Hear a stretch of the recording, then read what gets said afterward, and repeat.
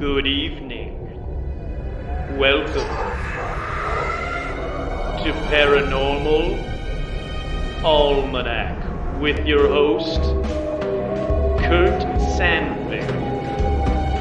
A very special Caitlin Summerween edition. Call in now with your paranormal stories. Ghosts, demons, black-eyed children, anything paranormal.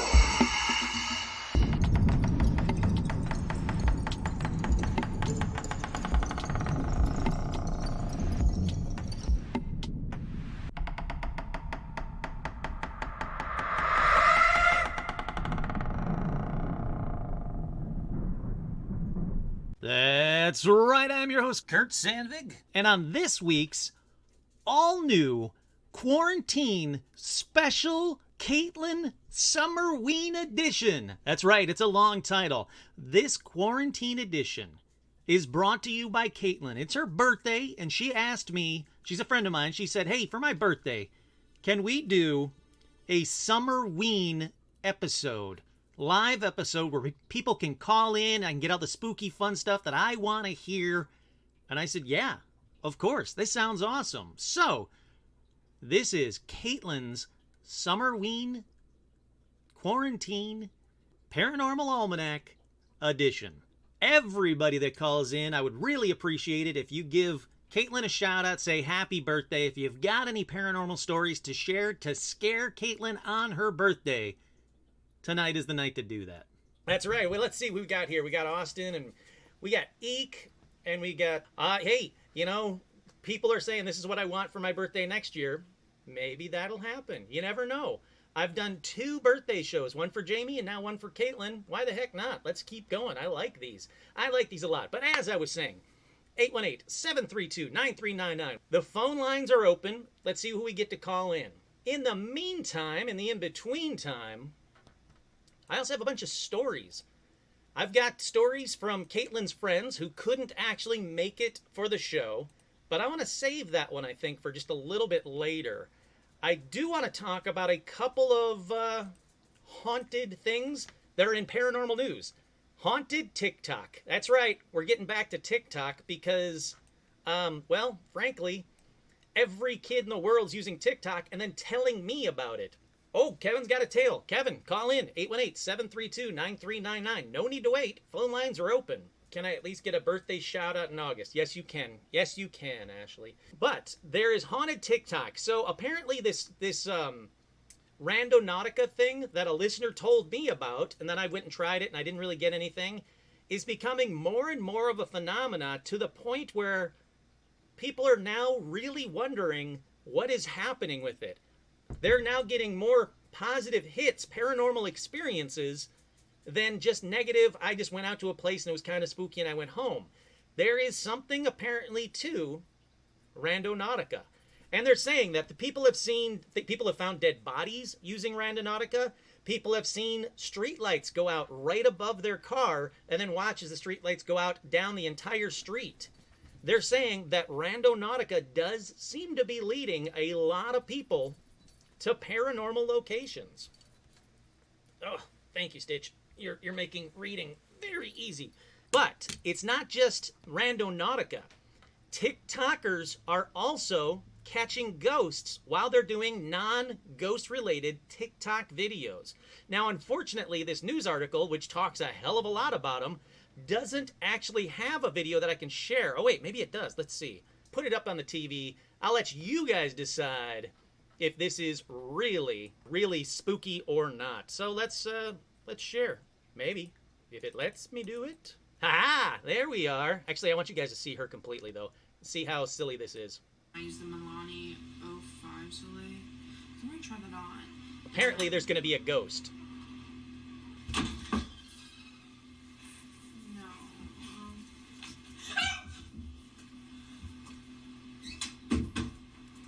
Huh?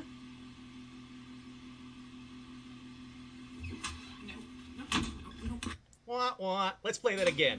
Hey guys. Watch the closet door. Someone commented in one of my videos, like the bronzer highlighter I use the Milani Soleil.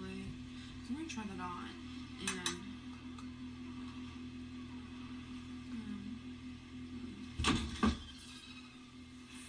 no.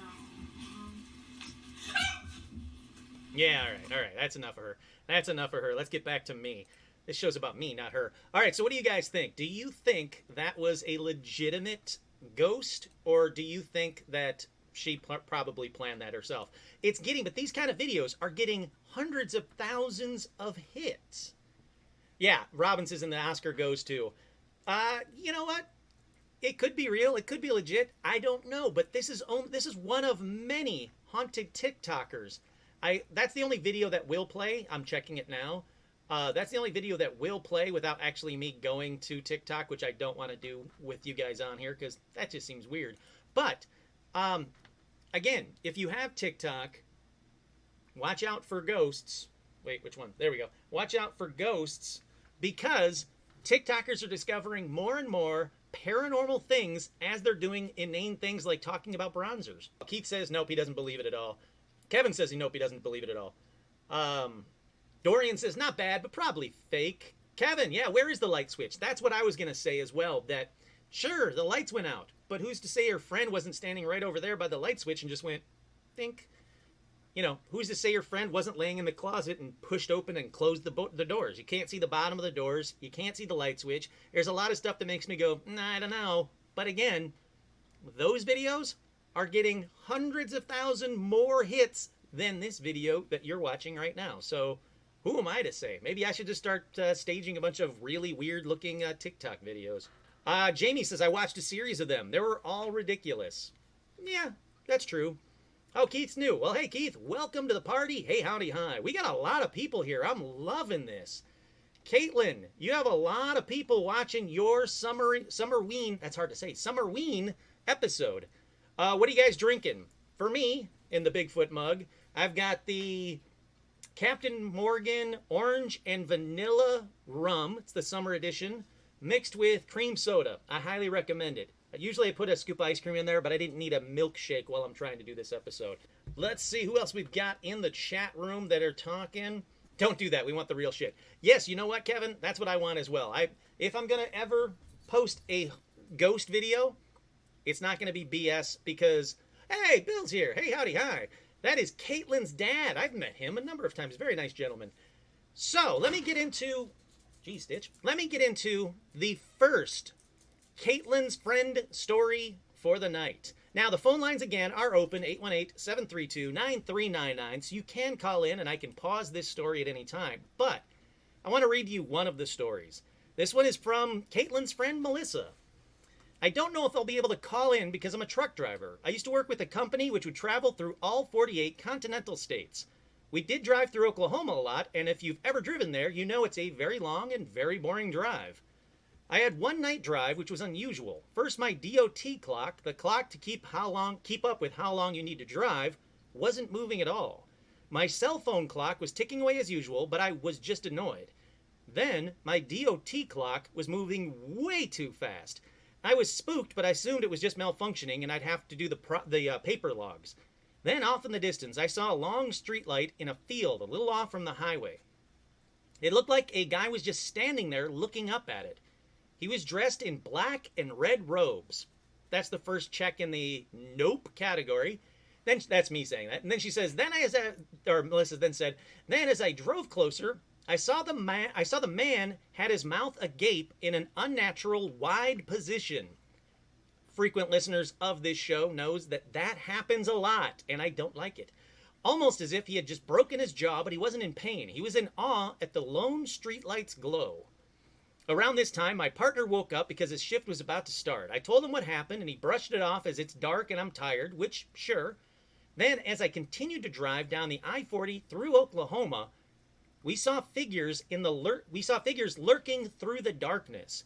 I grew up in a small town, so I assumed there were bored kids trying to spook truckers and visitors because that's what I did as a teenager. But then my partner and I realized there were far too many lurking in the woods to just be a group of teenagers. Some were close enough to the highway to see their features in the glow of my headlights. They were pale. Some were old, some were very young, and they all wore these black and red robes. Their faces contorted to bizarre expressions of malice. My partner is scared shitless. I don't know if you can say shitless on the air, but guess what? Yes, I can. Shitless. And he's asking me to go faster, but the truck for this company can only go 63 miles an hour. We are worried that these people, or whatever they were going to get to the bright idea to try and surround the truck or put a trap out on the road. Eventually, I got to a rest area. I assured my partner that that top part of Texas, though flat and boring like Oklahoma, isn't nearly as creepy. He smoked a cigarette and begrudgingly started his shift. I was a little paranoid, so I kept a lookout from the sleeper berth until I was too tired. Ah, the life of a trucker. What the hell, man? What the hell? Look, black and red robes, that's always bad. Find me one good thing that ever happened in black and red robes. You can't. There isn't one. Yeah, you know, Hugh Hefner wore a red robe. Sometimes he wore a black robe. But black and red robes? Nah, man, that's like Manos Hand of Fate crap. And you don't want that. You do not want to be driving down to some creepy Oklahoma road in a truck in, you know, like a big rig and seeing a bunch of freaky people with wide grins. And also, what's with the wide mouths? That's just weird too. But anyhow, back to the robes. You never want to see people in weird, creepy robes while you're being a truck driver. Todd and Jamie, years ago, in one of the older episodes, they saw someone with an unnaturally large smile, and it became known as the Cheshire Demon. What is happening with my light right now? Holy crap. Again, I'm not being abducted. My light is just going insanely bright for some reason. Let me back up. Maybe it's the camera. But anyhow, so as you can see, there is going to be a lot of creepy stories for tonight's episode. That is just the first of many. But this is a live call-in show. I need someone to be the brave first caller for the live call-in show. Call in any paranormal stories. Ghosts, UFOs. Speaking of UFOs, until we get a call. I posted it on the Facebook page. I'll be talking about it on the next episode that I've already recorded. I just need to edit it. It's going to take me probably till Tuesday to get that out. It's a time travel episode, but in paranormal news, just like a couple of days ago, the Pentagon is saying, yep, UFOs are real. There is no ifs, no ands, no buts. They said they found vehicles from another planet, not from Earth, not man-made vehicles, and that's what the UFOs are. They have one. They have more than one probably, but they said they at least have a non-man-made vehicle not of this Earth. Disclosure is happening, and this light is driving me absolutely crazy. Disclosure is happening. But there's so much other crap going on in the news, it's like a secondary story, which might be the reason for it. Here we go. Brave first caller, you are on the air. Hi. Hi, who's this? This is Tevis. I'm one of Caitlin's friends. Hi. Welcome. I love one of Caitlin's friends being the first caller.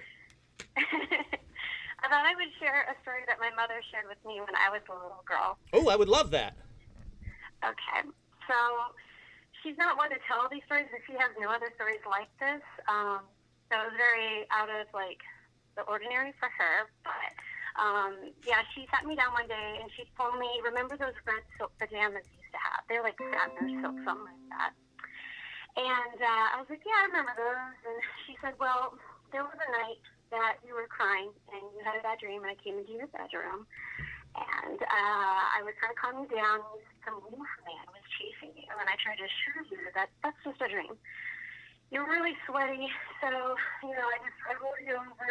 I started, like, scratch, like, you know how moms do, like, use their nails to scratch your back? Yeah. She rolls me over, and she sees claw marks from my neck all the way down to my waist, like 3 rips straight down. What the what?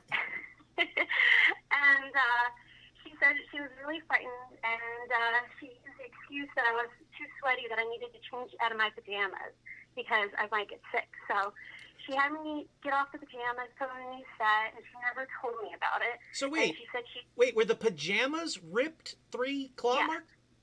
Yes, from the neck down to my back, to my lower back, where I couldn't reach. Holy right crap! In the middle. All right, because I was going to say, it could have been you in your sleep and maybe you scratch yourself. Sure, that's a really Right? long, weird scratch. But to scratch Right? yourself through pajamas? Yeah. She was asleep. She said she just threw them up into the attic and closed the attic door and didn't look at them. She called her mother. She just called her mom and just said, "This is what happened." I like that. Just, nope, that Yeah. didn't happen. Nope, So wait, did she just let you go back to sleep, or did she, keep an eye on you that night? I don't remember what she told me what happened after that. I was so shocked my mother was sharing that story with me. I don't remember anything after that. I was just like, okay. And then I just thought about it. I was like, I remember those pajamas. I remember how they felt on me because I wore them all the time. Now, And so, when you were growing up, did you have, a pet panther or bear that you slept with? no, but I was never afraid of anything wolf-like or cats. I had a cat. I love cats. But yeah, nothing like that ever happened again.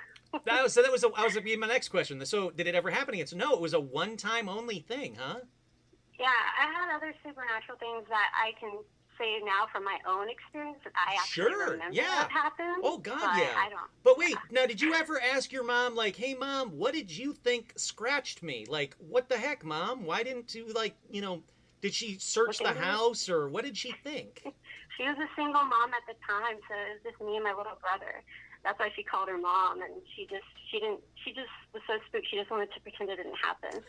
She always treated me kind of oddly growing up. If I didn't want to do something, I was such an obedient kid, but if I ever stood up to her, she kind of got scared. And I was just like, okay, why is my mom like this? When I was a teenager, maybe it's just every teenager. You starting to realize, oh, my kid's growing up, Oh, my kid's growing up being attacked by demons in their sleep. The usual.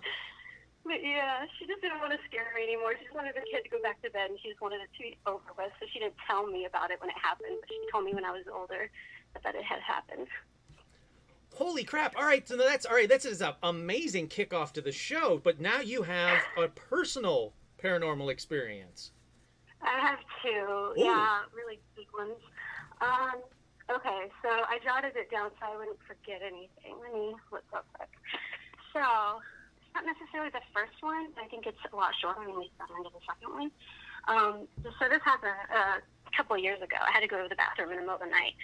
And I had a friend who's temporarily staying on the couch, so I quietly tiptoed through the hallway and I closed the bathroom door behind me. I was going to pee, and I bowed my head exhausted. I just wish I was still asleep, in the bed. And then suddenly I felt as though there was this tall man standing in front of me. Wait. There's what standing in front of you? A tall man. It just suddenly felt like someone just showed up right in front of me while I'm going to the bathroom. Holy crap. So my heart just leaped out of my chest, and I threw my head up to see who it was, and it just jolted back. And there's no one there. And then I see this shadow slip under the bathroom door, exiting out of the bathroom. Oh crap! And, wait. Yeah. So wait. Now, did you see when you were like, oh, there's a tall man? Was he a shadow person, or could you see details, or? I didn't see nothing. That's why I was like, oh, it's in my head. And then the shadow leaving caught my eye, and I was like, oh, that was real. Whenever I look at something, I can't see it anymore. But if I'm not thinking about it, and that's when I see things in my peripheral sometimes. Oh, so this is a fairly regular thing then. Not too regular. It's happened twice. That's too much for me. Still... That's too many times for me. Thank you. That's enough for me too. No, I'm good. But yeah, so anyways, I went back to bed, and I was like, okay, whatever. I was just trying to go back to sleep. I don't want to think about it. And all of a sudden, my husband next to me gets up to go to the bathroom. They come back, and we're just laying there in silence, and I don't say anything to him. And all of a sudden, he goes, honey? And I go, yeah. And they said, would you say to the house? And before he could even finish asking me that, I jumped up and started saging the house because I didn't want to hear whatever he had to tell me or what he saw or what he felt, because I didn't want that emotion of fear to encourage whatever was in the apartment. Well, yeah, but that's an independent corroboration that he probably saw something either exactly or very similar to what you just saw. Which I found out later after, because I didn't want to encourage it. I just wanted to get rid of it and then ask him what he saw, and then our stories came together exactly being the same thing. Holy crap! Now when he saw it, did he actually see it, or was it a shadow again, or what did he see? No, he saw a tall person go into the bathroom after I walked out, and he thought it was our guest sleeping on the couch. And when no sound came out of the bathroom, and he's sitting there waiting to go to the bathroom himself, he was just like, oh, shit, I don't think, our guest is in the bathroom. I'm going to go to the bathroom. And then when he came back, that's when he asked me to please, sage the whole house. Wow. So we quietly saged it. We did that, and I didn't want to wake up the person on the couch. We went back to the bedroom, and that's when I said, okay, what did you see? And then he tells me what he saw. Yeah. And then all of a sudden, we hear this little knock on the door, and he goes, hello? And we just we straight into each other. And it was just our guests at the door, and they were saying, what's going on? I smell smoke. Why are you saging me in my sleep, please? Right? Oh, So wow. All right. Now, did he or you... All right, so even though you really didn't... This is so tough because you really didn't get a good look at him. But he's a tall man that became a shadow. But you can't describe, what he was wearing, if he had a hat on or a coat or anything? Nothing, because again, I was half asleep going to the bathroom. I'm not even thinking about stuff like that. And by the time I jumped it up, Sure. It's I'm seeing nothing there but a door. And then I look down and I see this shadow slowly slip out of the bathroom. And I was like, ugh, okay. And then he saw a tall figure go into the bathroom, again thinking it was just a guest. And it was dark, but it was very clear, okay, someone's in the bathroom, I can't go in there yet. Wait, there's no sounds, But then we talked to our guests, and we found out that this person was a channeler. So I didn't know what that was at the time, so they had to explain to me, channelers are people who kind of help people on the other side. And they actually woke up and saw the man next to them on the couch, and she told him, I'm sorry, I can't help you here, you have to leave.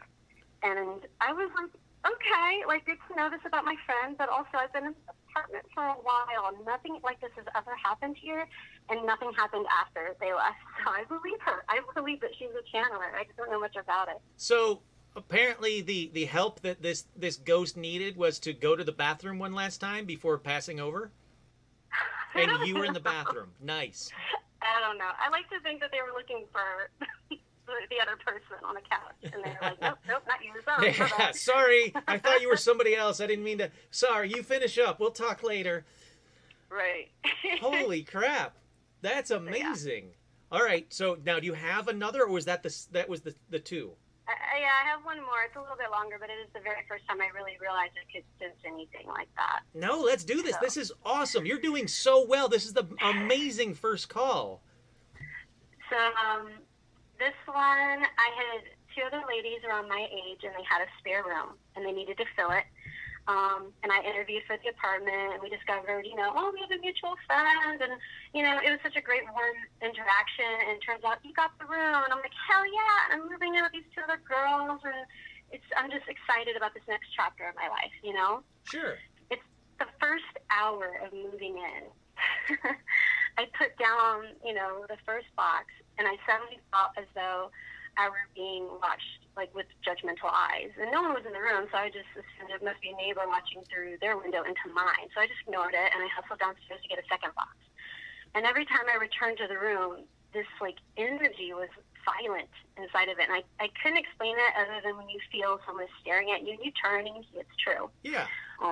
Except this feeling didn't lead me to anyone. And at one point, I went to the window and I gave the meanest look back at whatever rude neighbor was staring me down, but I saw no one, and none of their windows could even look into mine. And that freaked me out a little. So I turned my attention to the bed, which was also located in an awkward spot, and it clearly should be along the wall. So I began moving the bed, and I suddenly felt this energy in the room swell with anger. I ignored it, but it just got worse. And I kept checking the window, but I couldn't track down why I felt like this. It felt overwhelming and just fueled with hatred. So I caved, and I went downstairs to tell the other two girls.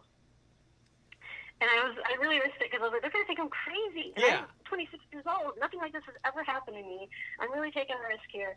But I tell them, and they both just looked so shocked. And one of the girls turns to the other, and she says, oh, my God, she's only been here an hour, and she feels it. What are we going to do? Her roommate didn't know what to say, but she turned to me and she said, see that note on the fridge next to you? I turned and I see a poster on the fridge. And it gave this curt and brief goodbye message, I got all my things and I moved out. Best of luck to you. She said that the last girl and the girl before her have all left for the same reason. Like, they keep leaving because of this room. What the hell? But it's just that room? Priest.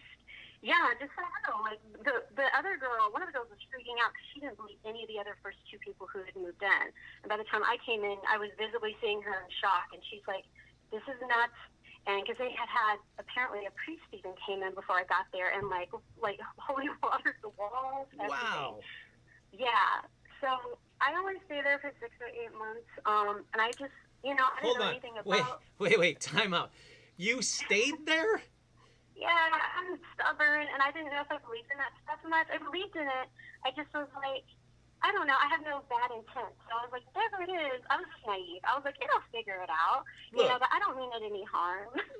For everybody listening right now, you go into a room, and you find out that the last two people have left because something evil is there. So evil that they had to send a priest in to try and cleanse that room.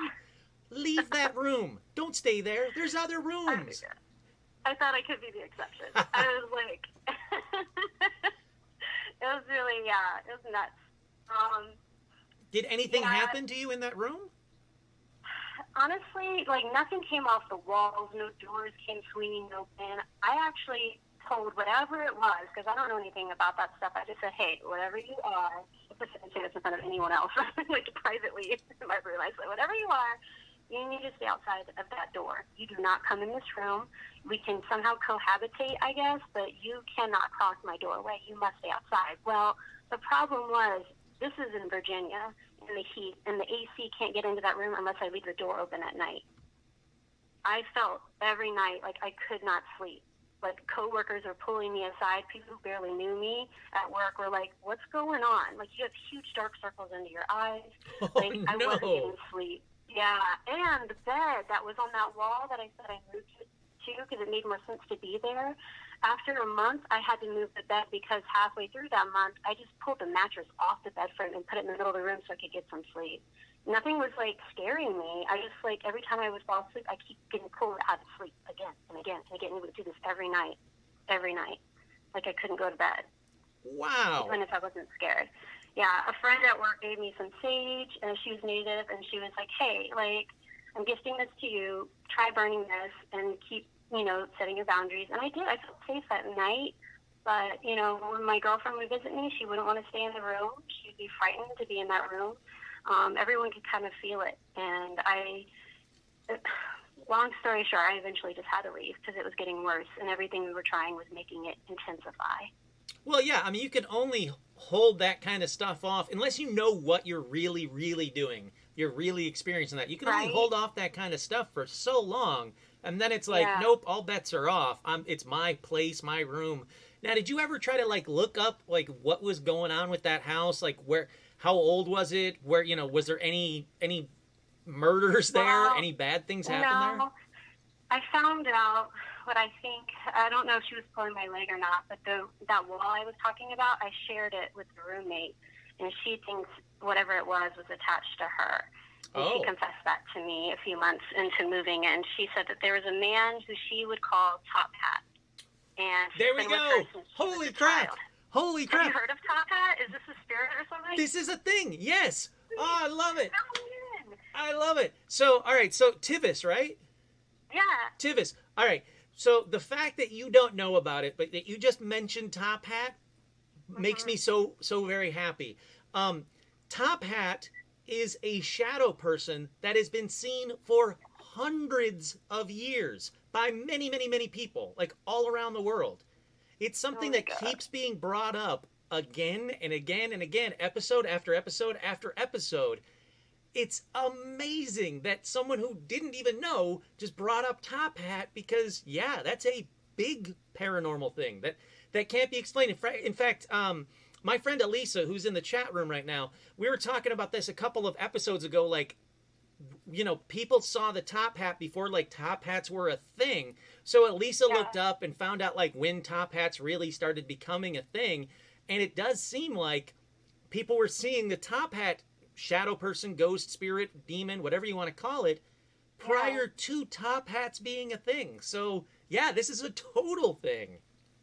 she kept believing might be her grandfather because he would hold her hand when she was a child, and when she would wake up, she'd feel her hand drop, and she could see him asking her, "Are the kids being good to you at school?" But then he got scary, and she didn't want to see him anymore. And she said that she had a friend stay the night, and he was lurking in the hallway, and she wasn't with her friend when her friend saw it, but she had actually forgotten about this top hat guy. And her friend came running into the bedroom saying, "There's this man in a suit and a top hat. I have to go." And she just left. And then she said later on she was hooking up with these guys through this app for like one night stands. And one of the guys got rough with her. And they went to sleep. And somewhere in her sleep she was woken up by him choking and gasping. And all he said was white gloves, white gloves. And he grabbed all his stuff and he ran out of the apartment.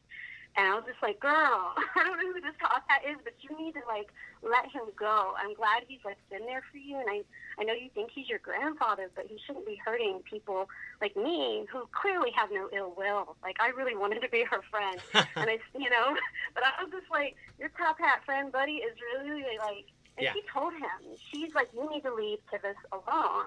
And he appeared, she told me this, I don't know, I was just like, okay, but she said she could feel him on the bed sitting there, and he visually, like, appeared finally again in front of her, and he just stared at her dead in the eyes, like, I'm not going anywhere. And she just stared back at him silently, and things were increasing that same month, and she asked me, how are things? And I'm like, it's getting really bad, like, I keep seeing him in my peripheral, but when I turn, there's no one there, and it's always when I'm not thinking about it. When I'm scared about it, I never sense anything. I don't see him. But when I'm not worried, he shows up. So I don't know what this top hat is, but I'd love to learn more about it. Hey, you've got 100 and, I don't know, probably 40-some episodes of Paranormal Almanac. You'll be surprised how many times the top hat, or hat man, however you want to call it, the shadow man with the top hat, you'll be surprised how many times it gets brought up by a lot of people like yourself who didn't know about it. And yeah, it's a thing that's, again, around the world for hundreds of years. It's been seen in just about every culture. I don't know what it is. The only thing I know is it wasn't her grandfather. I guarantee you that. It's not her grandfather. Like. I was like, I don't know if that's your grandpa, honey. Okay, well, I will try Google searching, and I'll watch all those episodes as well, but holy hell, that was my first experience, and I just was like, whatever it is, it's not giving up, and I need to leave. So I left, and I've never had really any problems since. So. Well, I'm glad for that. Like, that's a good thing. I don't want you to ever have anything paranormal, creepy, top hat man ever. So, but and a claw down your back. I'm going to say that's always bad. I'm going to go on record right now, but. Holy crap, what an amazing Definitely first call. Definitely more my mom's story. Yeah. I wish I could remember it. I just remember the pajamas, and they were no longer in my life suddenly. I'm like, wait, oh, okay. Why didn't I ask this question? People are going to get mad at me. I'm going to ask this question. Do the pajamas still exist? Are they still around? No. I mean, you could see me with photos wearing those No, pajamas. I wanted to know if, like she went ever up to the attic, and they're still up there claw-marked, because I would like to see the claw-marked pajamas. I have no idea, but I can only imagine the next person moving in, because we were a military family. I can imagine them like going up there and going, "Oh, what's with these nasty ripped up pajamas? These old pajamas," and not knowing what's the story behind them. Seriously. Oh yeah, that's you just gave someone nightmares yourself. So good job there. That's awesome. No, hey, thank you so much.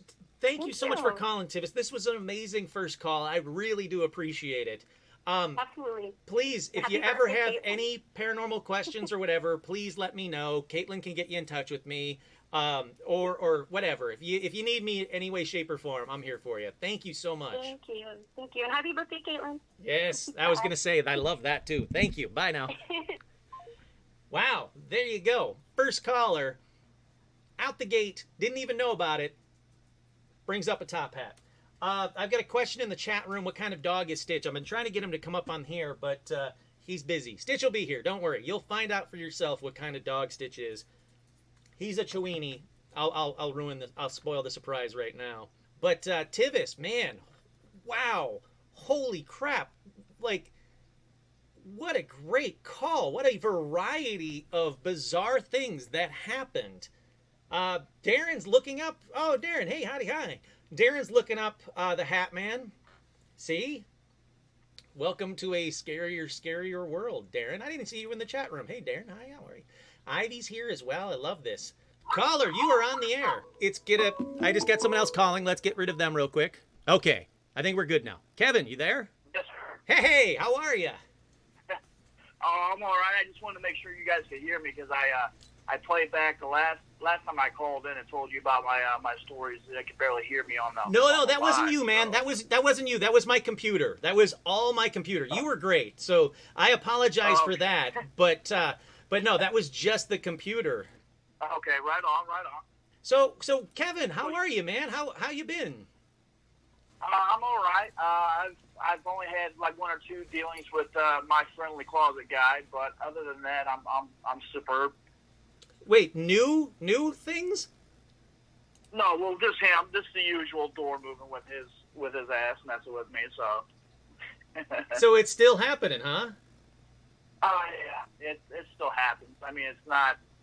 He does it just enough to let me know that hey, I'm still around here. So. Now I forget. Is he active all the time? I would say probably he does it at least 2 or 3 times a month. Wow. So you got a fairly active ghost that just wants you to know that hey, I'm not going away. I'm still here. I had my buddy Ryan over there. He came up after we had that camping trip, and he came up and he was hanging out here, and he got to witness it a little bit too. So he kind of like, what was that? I was like, hey, I've been telling you. Oh, so he saw it, so he had it happen to him as well. Really? Now, what did he? I was playing some. Oh, go ahead. I'm sorry. No. I was just going to ask, what did he think? What was his reaction to that? Well, he looked at me at first, and it was like, what was that? I go, oh, that's just the closet door. I told you about how it moves, when I have my friend around here. And he goes, yeah, right, you're playing a prank on me. I'm like, no, man, I mean, how could I be playing a prank on you if we're the only two in here and we're both in the living room? So I'm not that good at pranks. Yeah, seriously, like, how are you going to do that? Oh, I don't know, but I don't know. I think so. He hasn't come back over here since, so I don't know. I can't blame him. I can't blame him for that at all. But yeah, I was thinking about, after you had asked me about the last one, so damn, like I forgot about one of the biggest ones I had. So I'm a Marine, and I was stationed over in Afghanistan back in 2009. And we would have, we'd have to do our little patrols, and I can't remember what exactly little part or town it was outside the Himland Providence in Afghanistan, because I was stationed in Camp Leatherneck. And but we would have to do our patrols, and we would always have our friendly little the kids come up and want to try to ask for candy, or they would want you to kick the soccer ball around, or whatever they had going on. So we would of course we'd be on alert, but we would every once in a while we would kick the ball around with kids. And I remember this one instance. There was a group of about 3 or 4 kids that were kicking the ball around, and they had kicked it to us, and we kicked it back and forth.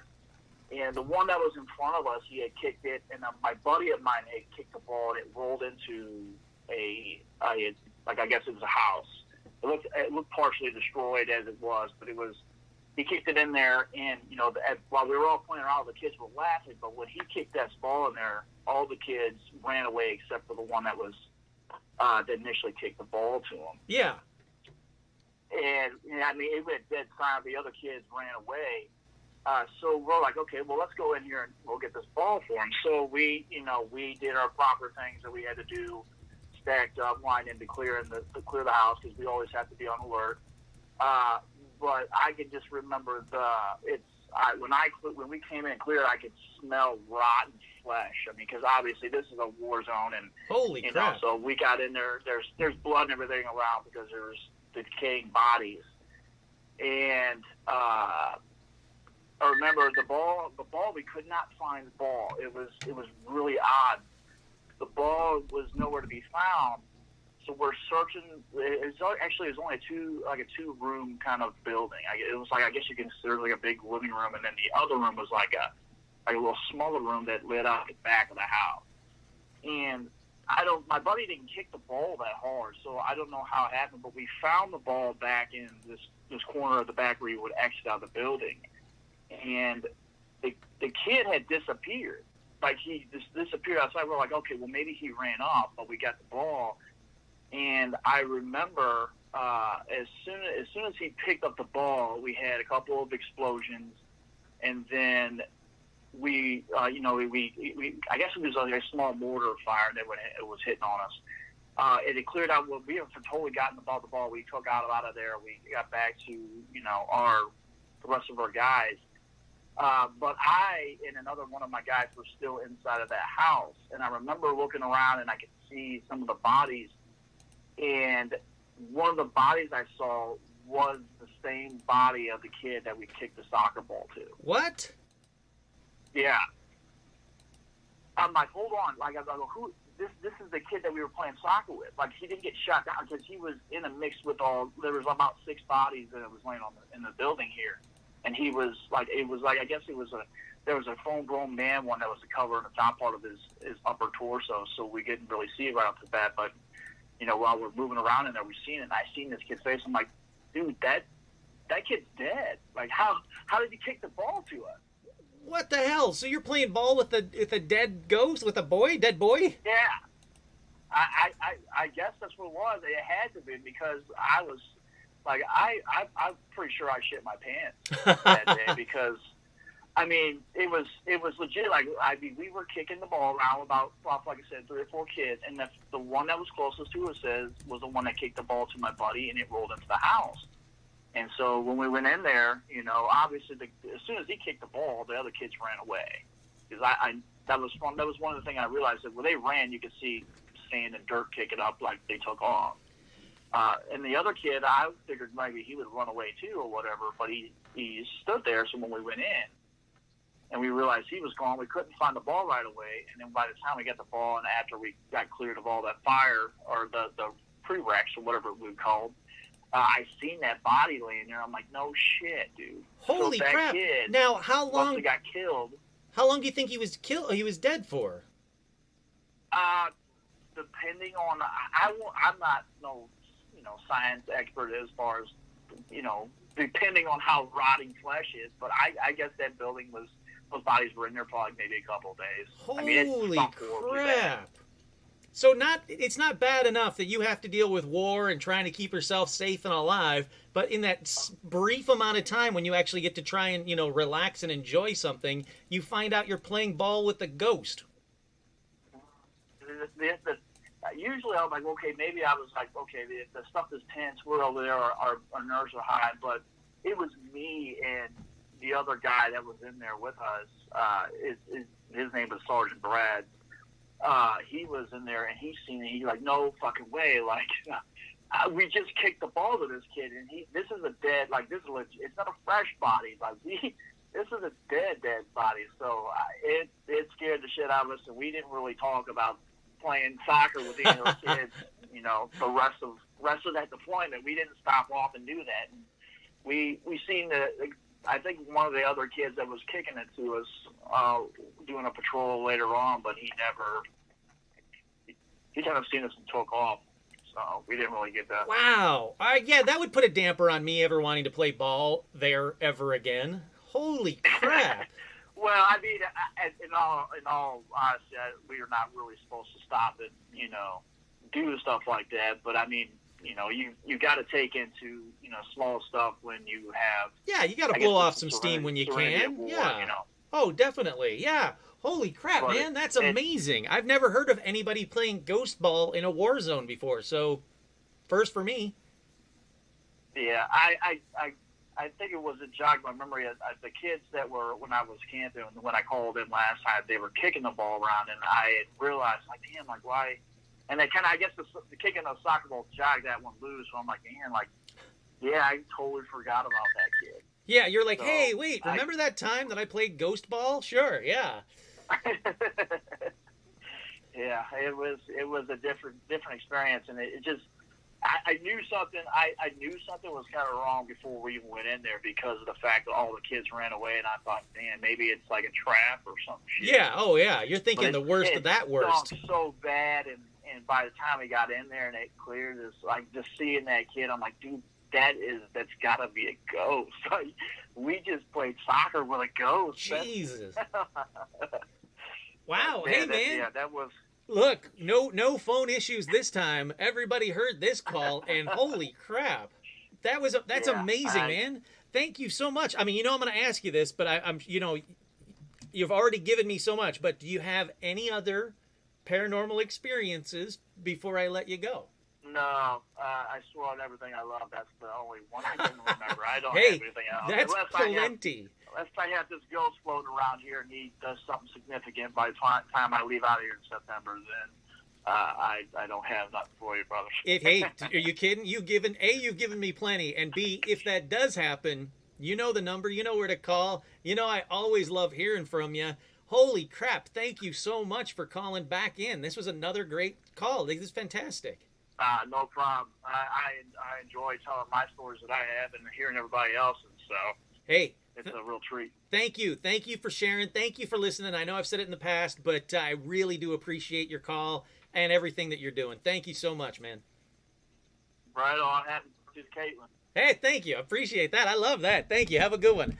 I'm loving that everybody's calling ends with and happy birthday to Caitlin, because definitely happy birthday to Caitlin.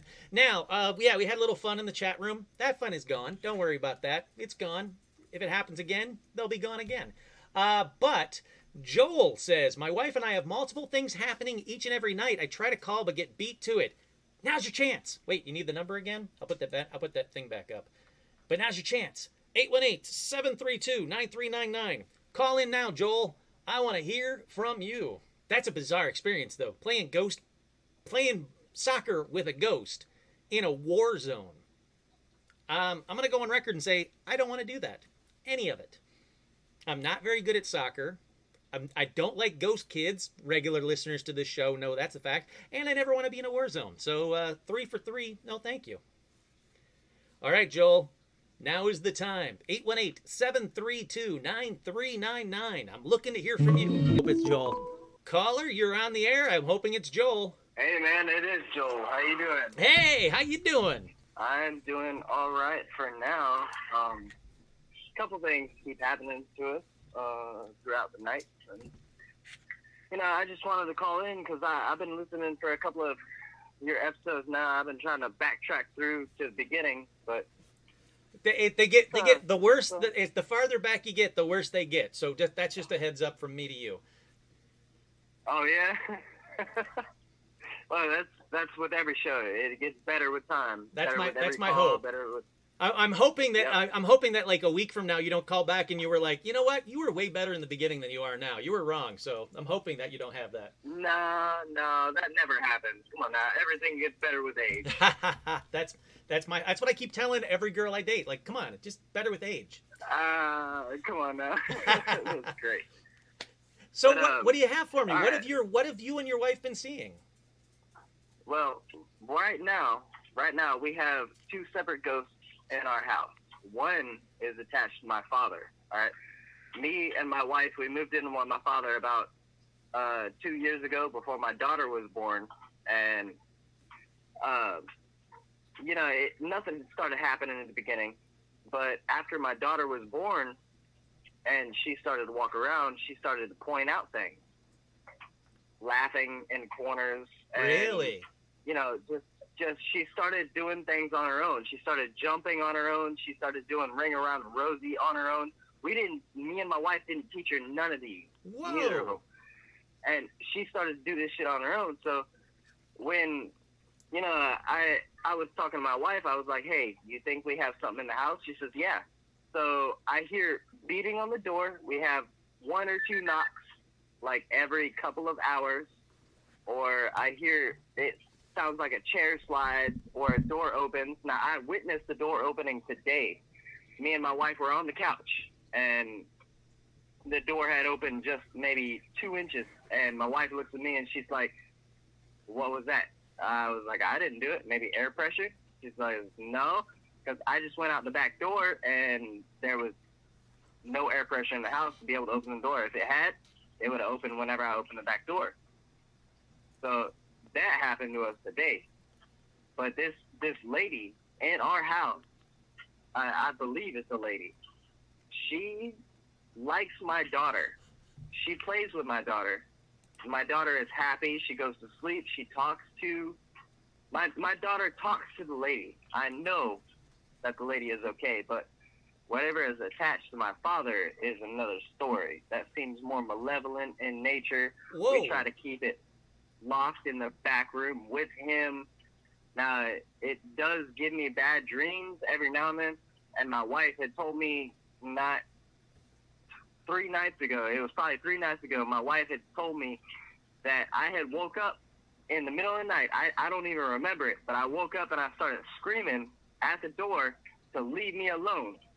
And I said it about 5 times, and it woke her up, and it scared her.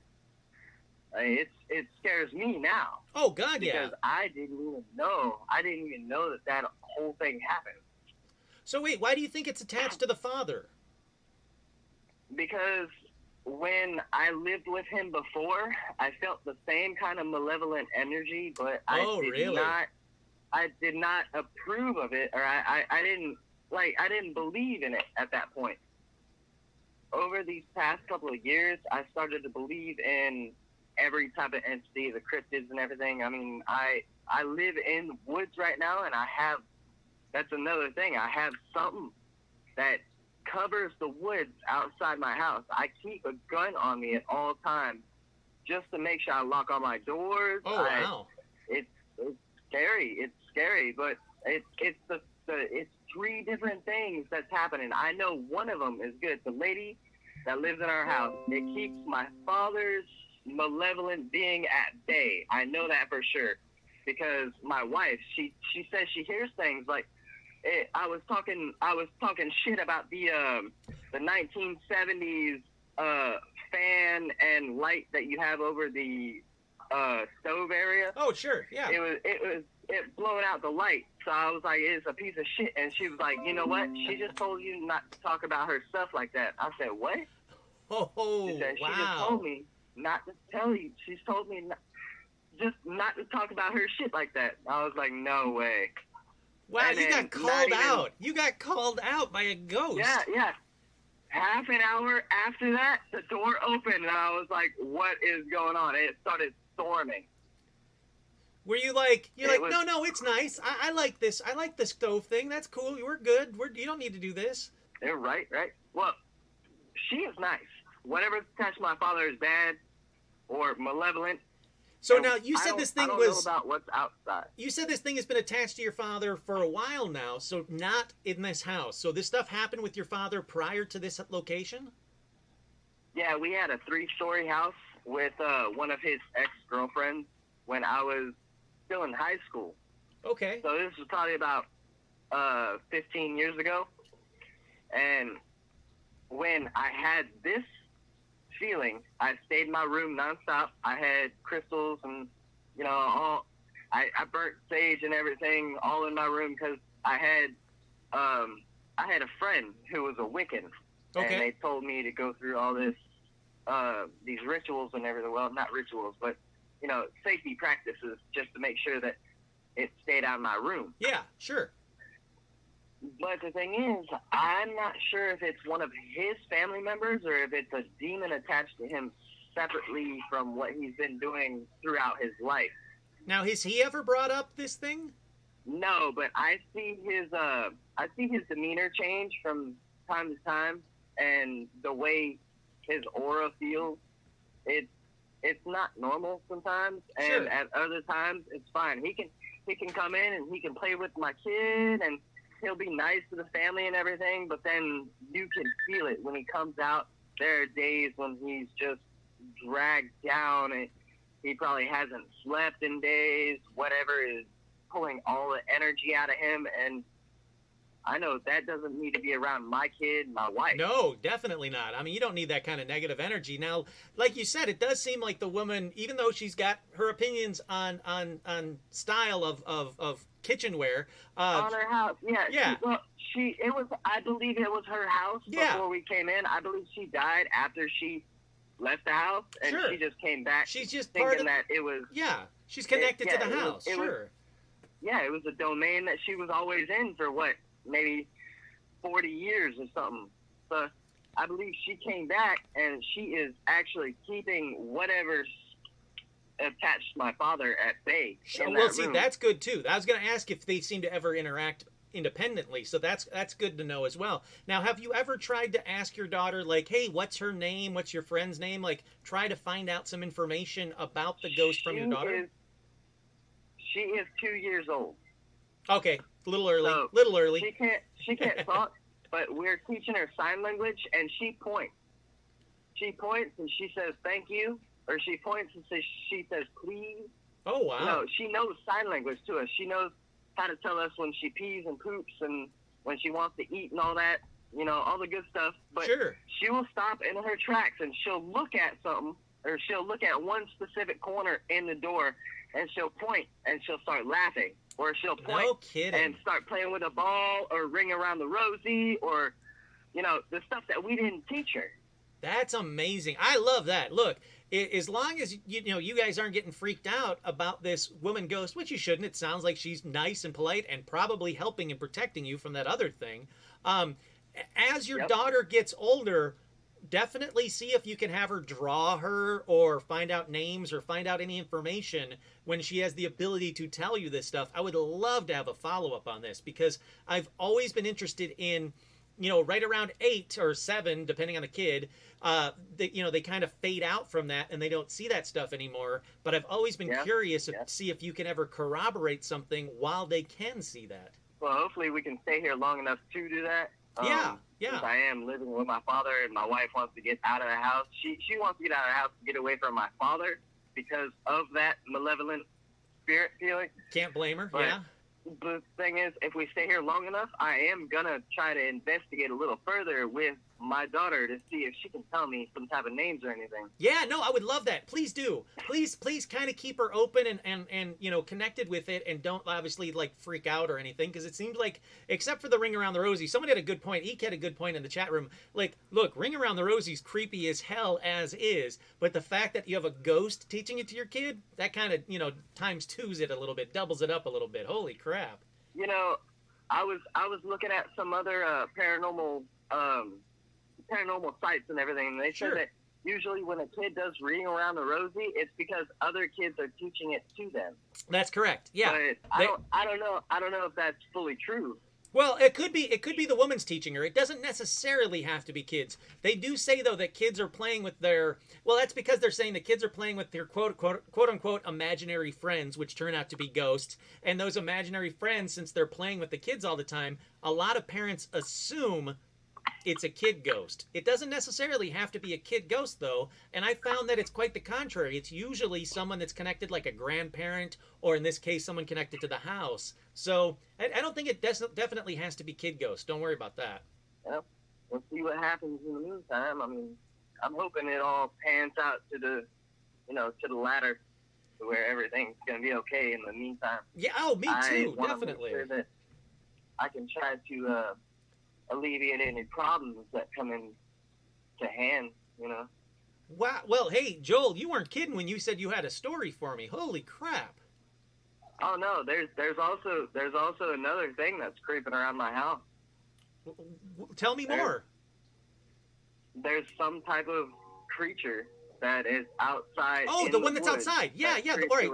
I'm glad you brought that. I completely forgot. I was going to ask a follow-up about that. All right. So you said there's something out in the woods. Now, do you think it is physical, like a being like Bigfoot? Do you think it is corporeal, like there's a ghost out in the woods? What did you mean?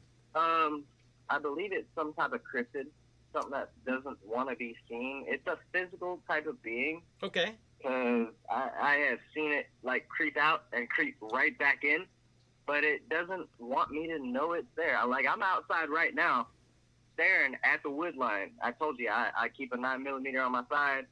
I'm not afraid to fire at something, but the thing is, I don't want to fire at it because I feel like that if I can make peace with whatever is here, I'm gonna do that first. Yeah.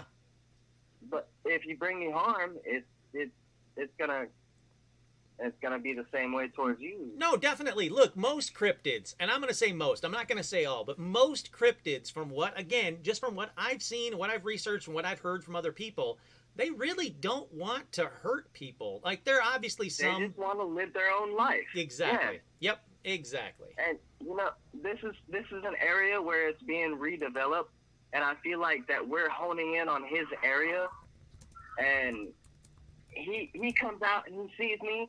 We have baby cats, little kittens. We have 4 of them, and a mama cat. And I see the mama cat walk out into the yard, put her hairs up. She'll hiss for a minute. She'll sit down and lay there, and then after about 10 or 20 minutes of laying there, she'll come back to her kittens that are in our shed. And my wife has even walked out to this same problem. It's not even a problem. It's just the cat. I don't know if she's tripping out about maybe some rat. I think if it was a rabbit, Sure. she would chase after it. Sure, yeah. Now, I have a listener that's been listening for a while, and hopefully you've listened enough that you've heard this as well. If it's Bigfoot, you know not to shoot Bigfoot, right?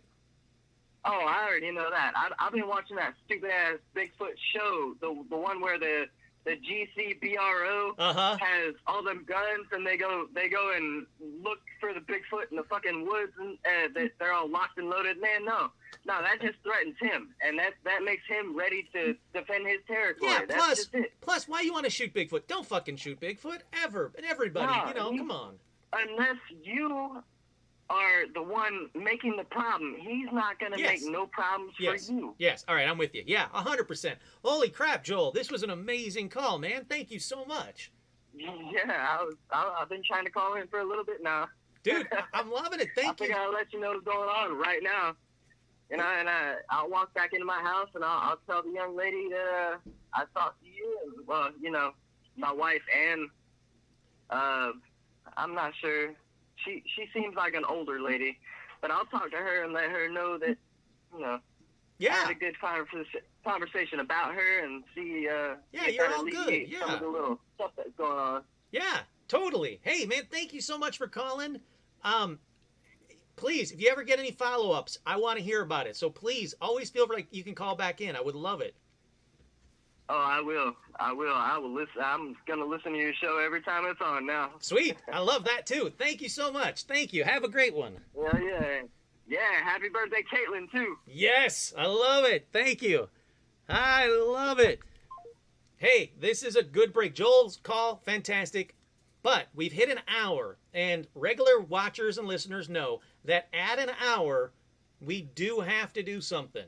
So we have to go for a Stitch Pee break. So it's Stitch Pee break time, everybody. We'll be back in just a minute. You're walking in the woods. There's no one around, and your phone is dead. Out of the corner of your eye, you spot him. Did I get a call during Stitch Pee break? What the what? I'm loving this. More calls? I am absolutely loving this. Well, hey caller, whoever you were, please call back now. There we go. I'm starting to panic there. It's still being a jerk. Boy, Google Voice is screwing up tonight. Google, we got it. I answered the phone. We're cool. Okay. I think it's done. Yes, all right, it's done. Woof! That was a whole lot of ringing just for you. Caller, you are on the air. Who's this? This is Keith. Keith, how you doing, Keith? Good. And yourself? Great, thank you. It's been a crazy show. I'm loving it. Yeah, it's been pretty good. So, Okay, Keith, so add to it, man. I want to hear what you got for us. I used to live in a trailer, and I'll try to keep it short, but it started out simple.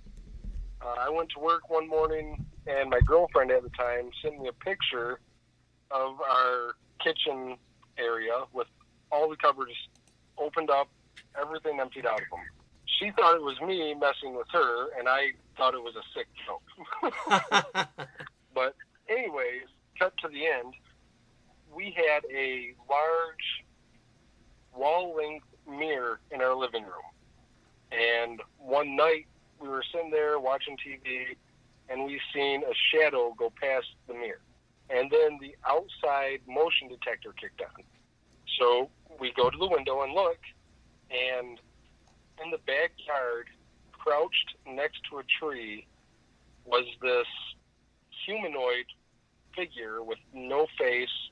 The skin was gray, and it was like crouched down, looking back at us. How tall? How big are we talking?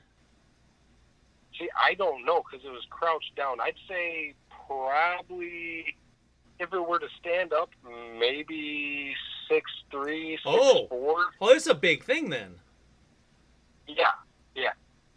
Well, we ended up going outside to look at it, get a better look. Maybe we're just tripping or something. And we go out there to look at it. By the way, no drugs were involved. I'm glad you put that little caveat in there. All right, yep. But anyways, we go back out there to look, and it was still crouched down, and it watched us come around the corner of the house to the backyard where it was, and we just stared at each other probably about 5 minutes. Holy crap. Finally, we said, to hell with this, went back inside, went back to the window to look to see it again, and it was gone. Now, Just so it's gone. faceless, it's gray. How was it fat? Was it thin? Like, It was, I would say it was athletic, muscular build. really? Oh, this thing's got some bulk to it then. Yeah. What the crap is And this thing? Shortly after that, we decided, okay, it's time to move. We need to get out of here. Just weird things were happening in the house. We got all of our stuff out of the house, except for the last night we were there, we were sleeping in the spare bedroom. And the spare bedroom is next to the hallway. We were laying in there, and it sounded like claws or nails dragging on the underfloor of the hallway, Oh, all the way wow. down past our room. And then, this is so messed up, in the register, we heard, "Get out." What? No. Yeah. Yeah. Were you like, And- did you yell back like, hey, we're trying, we're moving, back the F off?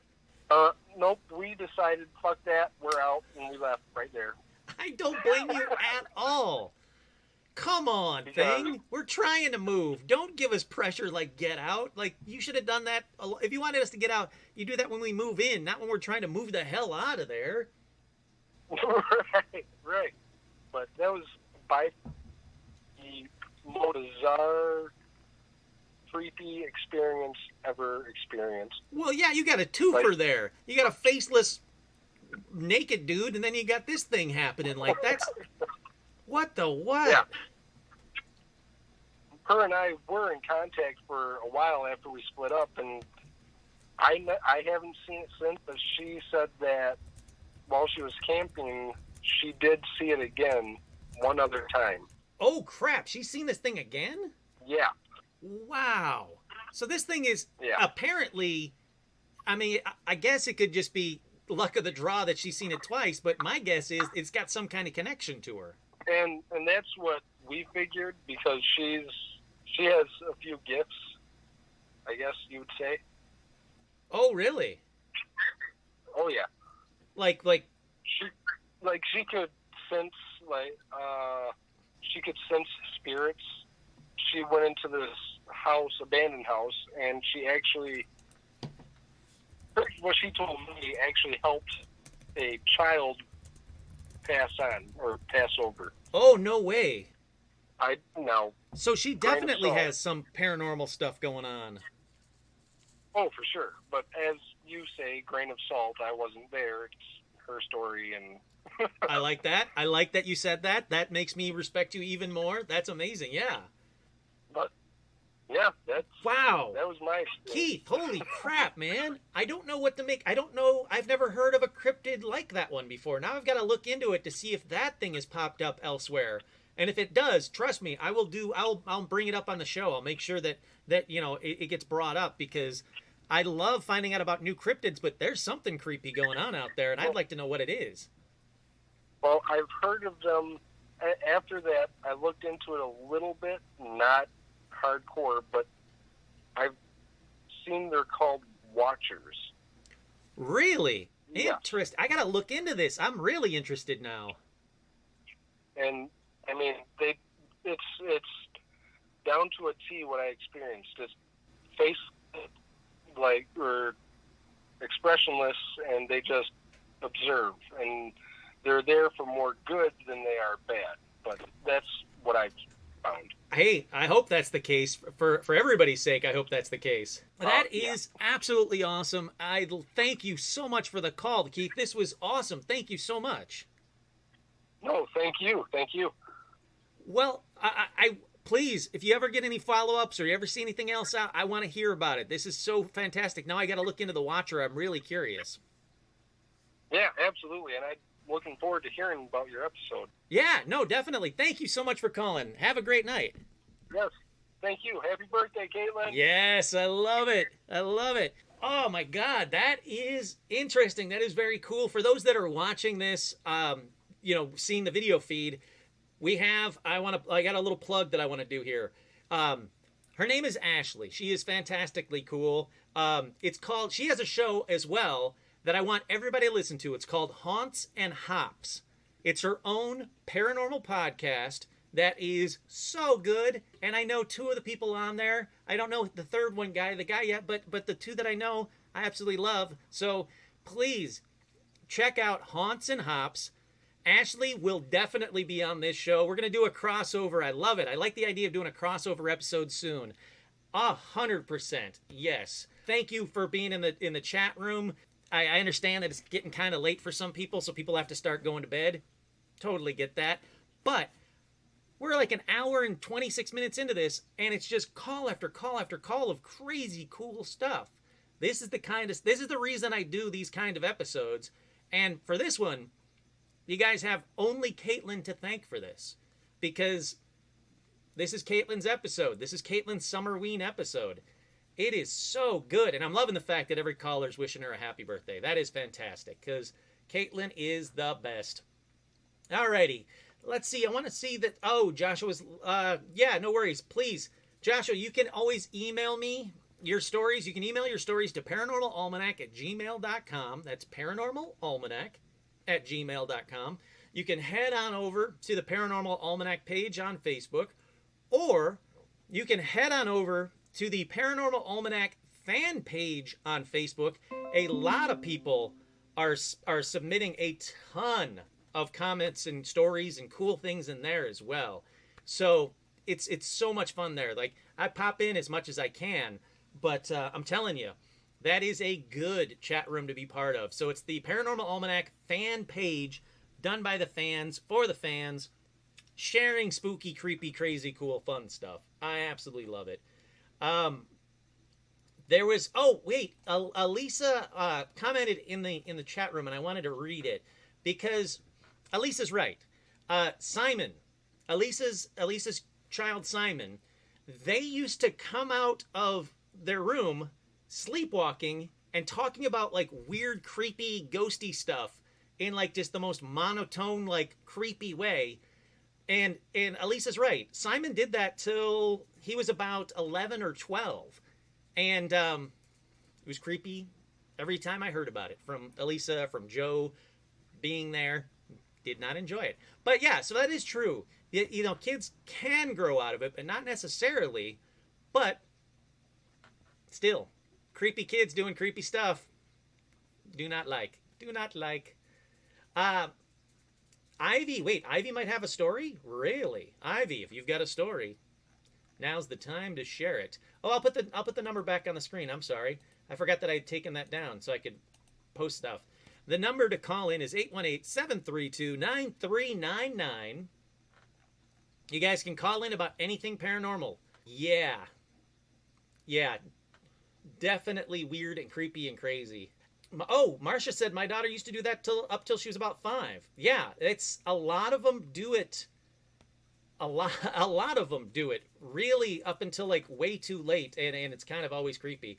I would love to hear more about what they were sleep talking about. Well, that would be up to Elisa and or Simon to share. It's not my story to share, obviously, but trust me, there is probably going to be a story. There is going to be an episode coming up. Not anytime soon, but in a little while. I'm going to do an episode about the connection between kids and the paranormal. Because There's just so much stuff that just keeps sending over and over and over again. That's right, Tracy, Murder Bacon. You can get your Murder Bacon stickers at storeenvy.com/paranormalalmanac. They can't do the shirts right now. I want to do a shirt as well. Because of COVID-19, they're taking forever to ship shirts out, and they also won't let me do a new shirt. But there is Murder Bacon stickers that can be bought. So, yeah. If you don't know what Murder Bacon is, you got to listen to every episode. You know, I can't explain Murder Bacon. It's just something you had to experience, like I did during one of these live calls. Absolutely crazy. Kids are insanely creepy. Okay, we're getting to about an hour and a half. Usually by this point, you guys know the rules. By this point, if we don't get another caller, I'm going to start wrapping things up.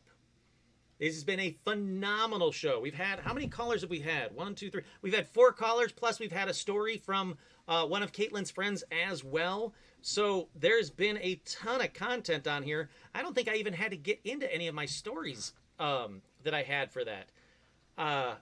Yeah, I don't think I did. I didn't tell any stories. This has just been a caller episode, which is exactly why I want to do these. So, again, for anybody watching or listening, 818-732-9399. Call now, or I'm going to start wrapping it up.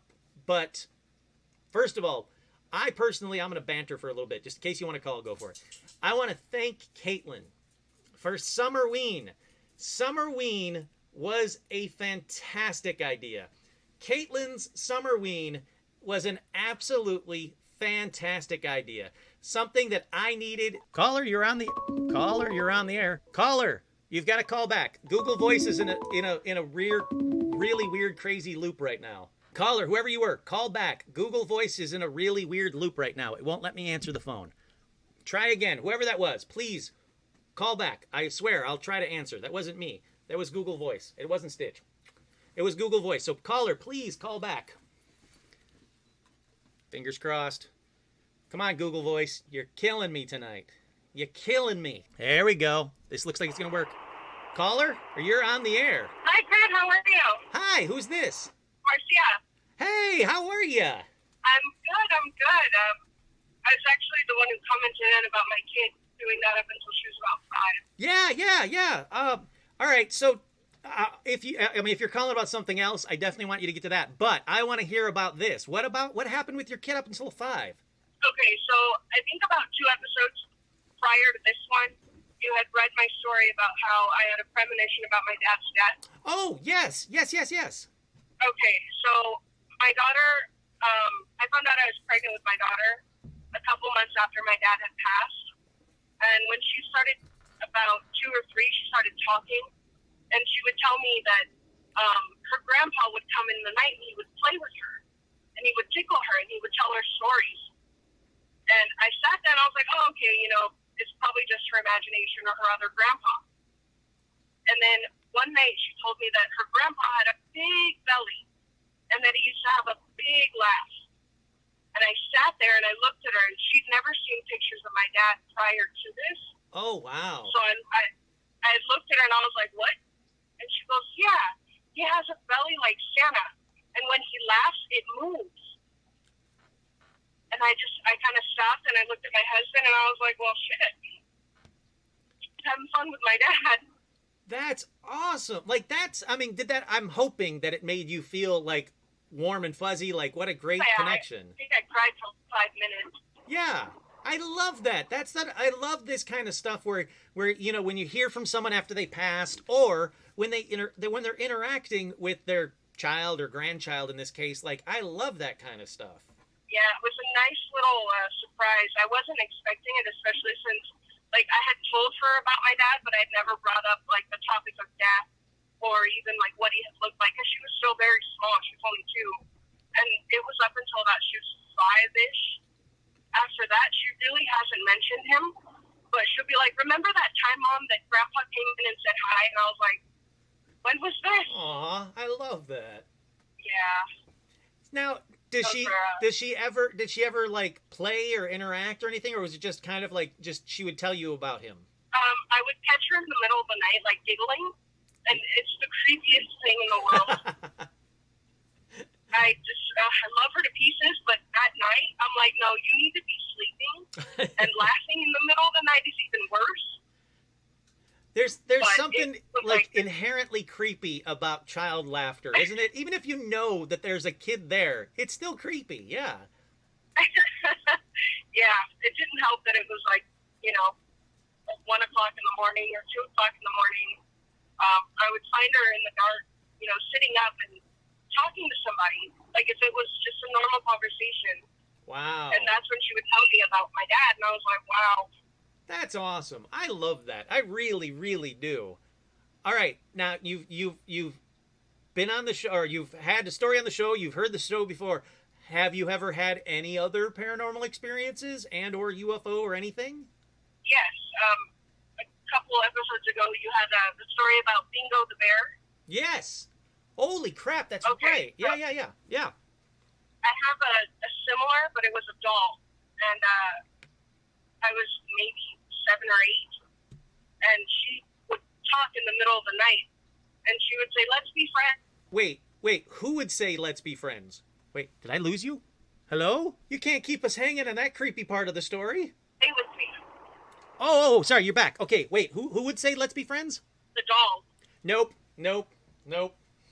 Yeah, and I packed her in a box, and I put it in the back of my closet, and I put a whole bunch of shit on it, and I was like, nope, this thing ain't getting out. And then I would hear it go, "I see you. Come play with me. Let's be friends."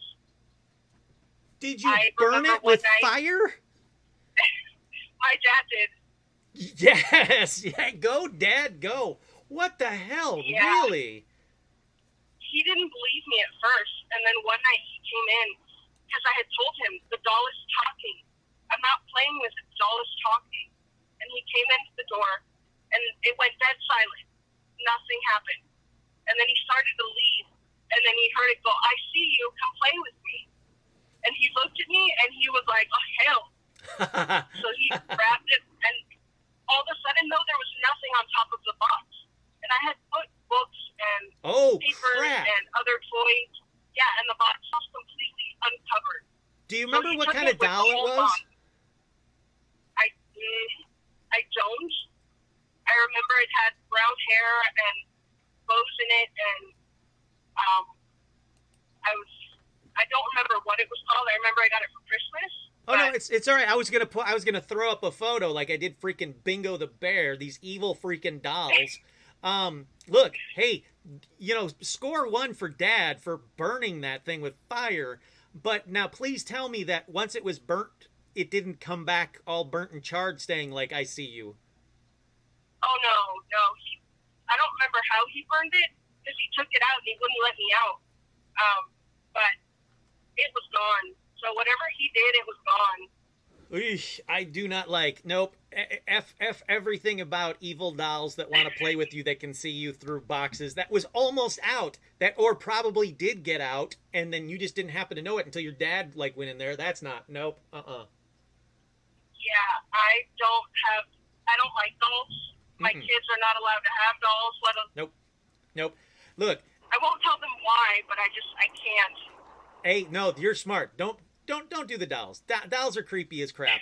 Look, when I go back home to my folks' house, when I stay there, when I go to visit or whatever, my mom has a collection of, I don't know, 1,000 creepy antique porcelain dolls. So basically, those are the worst. oh yeah, every time I go back home, I'm like, well, I guess I'm just not sleeping for 4 freaking days because everything about these evil dolls just staring at me. Yeah, no, do not like anything about it. Yeah, no. When I heard the bingo story, I was like, oh shit, I wasn't the only kid. Yeah, seriously, like what is happening? That is creepy. Hey, I'm sorry you had to live through the creepy doll part, but the other part was really endearing and happy. Yeah. Holy crap, Marcia, thank you so much for calling again. This was a fantastic call. Thank you for having me on, and happy birthday, Caitlin. Yes, I love it. Please call back anytime. I love your stories. That was fantastic. I don't even care. Unless I get a call in the next 2 minutes. That is creepy dolls. That's a way to end the show completely. Like, you can't get better than that. Apparently, we've had a lot of fun over in the Twitch channel. I didn't know that. I can't see any of this weird crap happening on this part of it. So, well, I'm sorry to all you Twitch listeners and watchers. And apparently, there's been some fun stuff happening over there. It doesn't show me it on this. If it did, I would have stopped it there as well, or stopped it here as well, like I did with the other one. But this is it, guys. Last chance. I'll throw the number up one last time. 818-732-9399. If not, I have... Caller, you're on the air. Hello?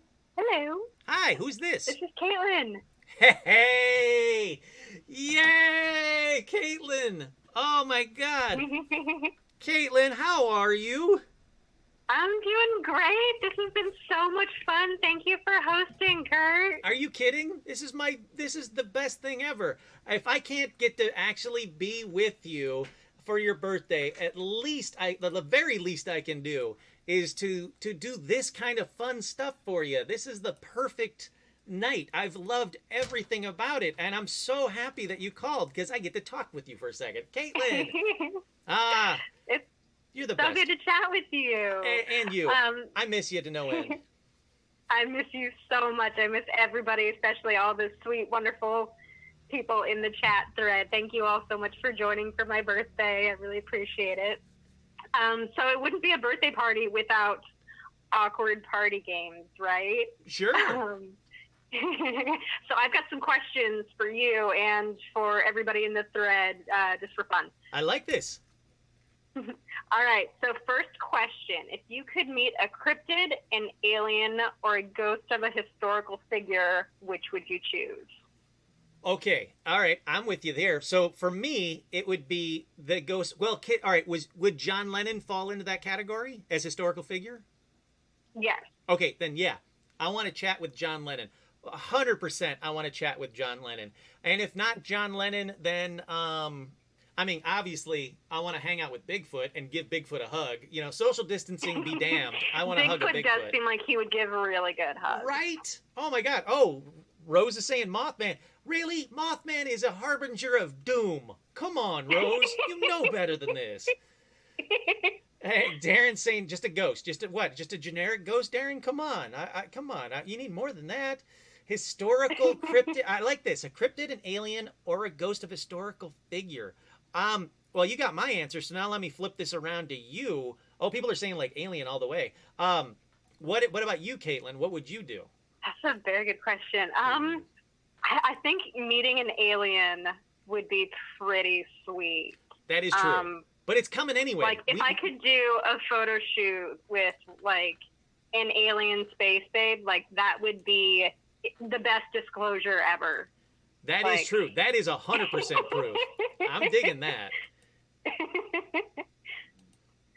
All right. So let's see. Next question. No, wait. Before we go, Darren, you got more answers? Darren said Rod Serling, which is a phenomenal answer, Darren. 100% yes. Everybody else Tracy is saying met ghosts, an alien aliens. already. Yeah, met. Oh wow, yeah, you're right. Tracy met an alien already. Tracy, you're bearing the lead. I want to hear more about that. I love All right, this. So Tracy, I hope you're calling in next. I want to hear about that. All right, if you could be a cryptid for the day, which would you want to be? I would like to be something that. No, you know what? No, screw that. I want to be Nessie. I want to be Nessie for a day. That just seems like a nice, relaxing. I love the Scottish accent anyway, so that seems like a nice, relaxing time. I want to be Nessie. The splash around, yeah, that seems pretty cool. And plus, you got tourists looking for you, so you could make a whole lot of tourist lifetime by like popping up and being like, "Hey, how's it going?" and then going back under. So Nessie all the way for me. Rose is saying Bigfoot. Well, Rose, if you become Bigfoot for a day and you don't come and visit me, I'm going to be mad at you. Lisa's saying Chupacabra? What? That's the goat sucker. You don't want to be a Mexican goat sucker. All right, you got some variety of answers here. Melissa's saying alien. Wow, this is interesting. Joel's saying a reptilian, the evilest of all aliens. What is wrong with you people? You are all choosing poorly. Anybody after Bros has chosen poorly. All right, what about you, Caitlin? What would you say? Okay, I don't know. I think I have to side with Rose on. I would want to be Mothman. I mean, he can fly. He's got glowing red eyes. It's true. He's got those sexy eyes. Yeah. You know, he is ripped, which would be pretty sweet. And, you know, I feel like people might pay a little bit more attention if I'm like, Doom, wear your face masks. Then, like, maybe people would pay more attention. Oh, yeah, that's true. Like, hey, dudes, I could make things a lot worse. Start wearing your face mask. I can get behind right? that. See, yeah, the CDC needs to hire Mothman as their mascot, and, like, Americans would get on board. Oh, Alex is here. Alex said I'd definitely be Mothman. Those pretty red eyes, flight, and a buff, sexy body. Hell yeah to all of that. I agree with that. Oh, wow. Rose just said, and that ass, though. What the what? If you haven't looked up Mothman's ass, go do a quick Google search. You'll be grateful you did. I gotta say, I don't think I have seen Mothman's ass. The statue in the town is something else. You do not lie. You really do not lie. Like, I don't know how the artist settled on that design after everyone's reports, and he was like, yes, I'm gonna go full on fan art with this, but people love it. I can't blame them. Yeah, no, I'm looking. Everybody can see it on the screen right now. There's a whole lot of Mothman ass going on. You do not lie. Wow. All right. Good to know. I never knew that was a thing. Wait, I forgot how to Glad I could share that with the world. I love it. Are you kidding? This is amazing. There we go. We're back. All right. Holy, what the heck is happening? I love this. Okay, if you could haunt any place in the world, where would you want to spend the afterlife? Oh, so I'm permanently there. Yes, and would you be a friendly, scary, or trickster ghost? It would have to be... I was going to say Elisa's house, just to be mean. It would have to be Disneyland for me. And it would be a fun ghost that would play pranks on people, like, on the different rides. Now, I'm saying Disneyland as a whole. I don't want to be fixated on just one ride. I don't want to be just the Pirates of the Caribbean ghost. I want to be able to go on different rides. But I would definitely, you know, like, tap people on their shoulders or whisper in their ears or that kind of stuff. It's got to be Disneyland, right? Yeah. Yeah, that would be sweet. Joel's saying Bermuda. Elisa's saying Disneyland right off the bat. Yeah, that's got to be the way. Yeah. All right. What about you? What would you say? I think it would be really fun to haunt the Magic Castle. Ooh, that's a good one. Ghost. That is a good one. Now, because people there would be people who'd be like, I saw a ghost, and then there'd be people who'd be like, man, the special effects and the illusions here are amazing. Oh, I thought you were going to be like, you would mess with, like, the magicians and make their tricks not work. And I'm like, oh, that's so messed up. I mean, only if they're, you know, not putting on a good show. I'd be like, hey, we need to kick this up a notch, you know? Or if there's hecklers, that would be great. Alex is going straight up, I'd haunt the internet. Does that count as a place? All right, these are your rules, Caitlin. Does the internet count? And if so, man... That's a good answer. That is, wow, that's a good answer. Yeah. Oh, Rose is saying... You could haunt a billion people that way. Oh, I respect that. Oh, constantly. And the things that you could do, you could make, like, porn pop up on people's screen when they didn't have it up on their screen when someone's walking by. You can mess with people all kinds of way. That's a good answer, Alex. That's a good... Oh, man. Rose is saying the Paris Opera. She's going full Phantom. I like that. Yes, I like that one. That's excellent choice. Yeah, and I would also enjoy haunting the Magic Castle because they have a dress code there. So, you know, it'd be like everyone's going to look real fancy. And then I could just, like, sneak up in their photo ops before they go in. Oh, just like right there for the photo and then disappear again? I like that, too. Yeah. I really like that. Yeah, that would be fun. I'm liking these questions. And I'm liking the fact that Alex, I'd be the only real creepypasta. That is very true. I like this a lot. I'm liking this a lot. All right. I think, Kurt, I can't remember, you might have talked about this a little bit, but for anyone else, in the chat, does your hometown have any paranormal legends? Oh, yes, I have talked about this. So, yeah, this is... All right, I'm excusing myself from this question. So, does your hometown... Go listen to all the episodes. Yeah, you got it now. Now you have to figure out which one. Yeah, so, yeah, does the hometown have any paranormal legends? I like this one a lot. Now, well, while we're waiting for the people in the chat room to pipe up, how about you, Caitlin? Does your hometown have any paranormal legends? It's got little ones here and there. They're all kind of ephemeral, I guess, like ghosts are. Like there's the DAR house that's allegedly haunted, but then, and it's an old like craftsman style building. But then the people that lived there in the 80s before it became their meeting house, they're like, nah, I didn't see anything. So they're a little hush-hush about that. It's hard to tell. I did go to summer camp as a kid, and they used to tell this story about a beast that lived in the tunnels up in the hills. And then, of course, they would take us on a hike through the tunnels, and it was wet and slippery and full of bees. Oh, wow. Rose just called me out. She's 100% right. Caitlin already knows them. She took us on her own ghost tour. That's right. we got a bunch. Hopefully, when it's safe, we'll have official Paranormal Almanac tours. Well, hey, look, there will be, not for everybody listening, sorry, but for the core little friend group of mine that I've promised it to forever, there is still a Black Dahlia tour and episode and spots, every spot we're going to go to, and interviews. There's a lot that's going to happen if this thing ever stops. But, you know, fingers crossed, because I really want to do that. But yeah, we got Tracy saying Hex Hollow. Robin saying the Palomar Inn. It was mentioned on an episode, and that's in town, so there's that. That was an episode. That's right. Joel saying none that I can think of right now. I'll research. Please do, Joel. That's the best way to do it.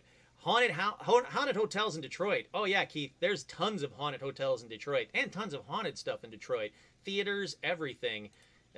Eek is saying I have the Franklin Mansion here in Cleveland. Boy, there's a lot. Oh, the Nain Rouge. Yeah, Trish is right. The Nain Rouge in Detroit, or Canada, depending. Definitely. Daniel, the Suicide Bridge in Pasadena. I talked about that in an episode. That's true. Darren saying apparently my high school was haunted. Really? That's cool. Alex is saying I rode my bike through the bee tunnel as a kid like a genius. Thankfully it was bee free at the time. Yeah. Let's see. Austin saying haunted mines in the mountains of Colorado. Oof, that'd be cool. I like haunted mines. I like everything about that. The Hackley and Hume houses in downtown Muskegon. Yes, I've talked about those as well, Keith. That's right. Man, there's a lot. I'm digging this quite a bit. Shane is Copper Queen and Bisbee. Wow. All right. Apparently, yes is the answer to your question, Caitlin. There is a lot of paranormal stuff at people's hometowns. Amazing. I hope everybody asks their family and any locals that they keep in touch with that might have any details about these stories. I would love to hear more. As would I. Yes, please. Email me anything that you guys have said or you've heard about or you've been to these haunted locations. If you've seen anything, I want to hear about it. Or if you've debunked anything. Yeah, let's do it. Definitely. Oh my God, I'm loving these questions. Why have you not been on more episodes? What is happening? Okay, final question. Lightning round. Everybody ready? If you could earn $1 million, but you had to survive the night in a killer haunted house with the characters of the last TV show you watched, who are you with, and will you get the prize? The last TV show I watched... I was just watching a TV show before this. It was Psych. So I like this. Yes. I think we'd survive. Sean and Gus, they're smart enough. They'd get me through it. Or they'd die before me, at least, so I'd still survive. Then you don't have to split the money. Yeah. You know what? Yes is the answer to this. Yes, I would, and I think I might survive with the cast from Psych. Prior to that, what was before Psych? Oh, it was The Office. I would have definitely died there. I'm glad I watched Psych right before this. Wow, yes. All right, I like this. I would definitely do it just for the Oh, wow, Austin, the cast of ER. Yeah, you'd win. Hey, Austin, fun fact. I was an extra on ER. See if you can ever find me. I did it a few times, actually. I used to play basketball with... I'm going to name drop real quick. Not to name drop, but I used to play basketball with George Clooney between the scenes. It was pretty cool. Him and I, George and I. All right, back to this. Oh, Parks and Rec. Sorry, Tivis, you're dead. You're dead now. Arrested Development. Nope. Sorry, Jennifer. Dead and gone. The TV show is Cursed. You'll be okay. Yeah, that's true. You've got magic, so you're probably gonna survive. Interior Design Masters. We'd renovate the hell out of the house. Good answer, Rose. I like that one quite a bit. Oh my Joel. God, that show would be like at the top of the ratings. Are you kidding? It would be the best episode ever. It would be like, ghost hunting plus like HGTV. Like that would make a boatload of money. Oh God! I'm sorry. I take that back. I was gonna say Rose wins, but nope. Darren wins. What We Do in the Shadows. You're 1,000% good. Oh, Alex was with What We Do in the Shadows as well. Yes, you guys are golden. Everybody's golden with that one. That is the best. That's my answer too. Is it really? Thank you, Hulu Watch Party. Oh, that's the best. Yeah, you know what? Sorry, 1,000%. You all win that one. What We Do in the Shadows. Yeah. Oh, there we go. Supernatural with Sam and Dean. Joel, you'd probably survive. I just watched Curse on Netflix, so I get Arthur and Merlin. Yep, you'd survive. I like that, Trish. Julie, the cast of America's Test Kitchen. No, you'd end up being killed and eaten on that show. That would be... Wait, what's the order? Elisa says the order. What's that? Oh, that's the one on Netflix. I have seen this. Yep, Elisa would survive. Brian would survive. Holy crap, Daniel, American Horror Story Coven. Would you survive that? You probably would. You've got a bunch of witches around you. Oh, God, Melissa. Melissa, I'm fucked. I just watched a documentary on Ted Bundy. Yeah, hey, guess what? Good luck with that one, Melissa. Enjoy your death with Ted Bundy. Oh, man. Yeah, these are all great answers, but I'm sorry. The correct answer, the answer the judges were looking for was What We Do in the Shadows. That is the correct answer. Yeah, those are some people we need to get on the show for sure. Oh God, yeah. Stitch, stop opening the door, man. Putting those out there. If anybody knows anybody from What We Do in the Shadows. Are you kidding me, man? I tell you, the chance to talk to hang out with Matt Berry and all of them. Oh my gosh, yes. Oh yeah. Like I've been watching old episodes of great Face improvers, and I know if you're into being on a weird show like that, you've got some stories in your pocket. Like you've so many like that would be a dream of mine to get to chat with the cast of What We Do in the Shadows. 100% yes. This is fantastic. I'm loving every answer that's on there, even the ones where you guys are just instantly going to be killed. Sorry, but yeah. Oh wait, no, Eek was wrong. It was Monty Python. Still dead. Joel, no, Stitch is giving me the eye of it is now been 2 hours. It's time. That's his time to be like, okay, now it's us time. So that's all he's doing right now. Well, Stitch is the producer of this show, so what he says goes. I'm going to respect that. Caitlin, thank you for doing this. Thank you. No, thank you please. So much. This is fantastic. I had so much fun tonight. Any chance to get together with everybody, even virtually, is just the best. I can't thank everybody for watching and listening and chatting and participating. The phenomenal callers. We had Tivis and Kevin and Joel and Keith and Melissa Story and Marcia and, of course, the person of the night, Caitlin. Love this so much. Thank you, Caitlin. I love you. Thank you so much. This is the best. I again, anytime you ever want me to do something like this, I guarantee you I'm going to say yes. So, Caitlin, happy birthday. From me to you. Love you. Can't wait to hang out with you. Oh, Caitlin hung up. Well, that was fine. That was good. That was a nice ending anyway. That was perfect. I love it. Caitlin, you're the best. I love you. You guys are the best. Thank you all for watching. Once again, I am your host, Kurt Savig, and this has been another special Summerween edition for Caitlin's birthday of Paranormal Almanac. Thank you, guys. You're the best.